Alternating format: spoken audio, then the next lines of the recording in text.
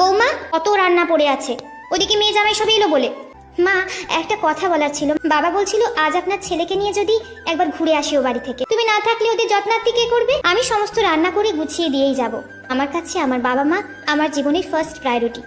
তারা তাদের অর্থ এবং শ্রম দুটোই আমার পেছনে দিয়েছে বলেই আমি এত বড় হয়েছি। এখন আমার সময় হয়েছে তাদের কিছু ফিরিয়ে দেবার। সন্তান হিসেবে এটা আমার কর্তব্য। আর এবাড়ির বউ হিসেবে যে কর্তব্যগুলো আছে সেগুলো, ওই তো একটা ছোট্ট স্কুলে বাচ্চাদের পড়াও। আমার ছেলের অগাধ টাকা দেখে গলায় ঝুলে পড়েছো। অনি, বাবা তুই আমাকে বৃদ্ধাশ্রমে রেখে আয়। কি? তুমি মাকে কি বলেছো রাত্রি? ক্ষমা চাও, এক্ষুনি আমার মায়ের কাছে ক্ষমা চাও। তোমার জন্য আজ আমার মায়ের চোখে জল এসেছে। আমি কোনো ভুল করিনি, তাই সরিও বলবো না। বাড়ি থেকে বেরিয়ে যাওয়ার কথা যখন উঠেছে তখন আমি বেরিয়ে যাচ্ছি। আপনি কেন যাবেন? এই বিনা মাইনের কাজের মেয়েকে যদি দরকার হয় ডেকে পাঠিও।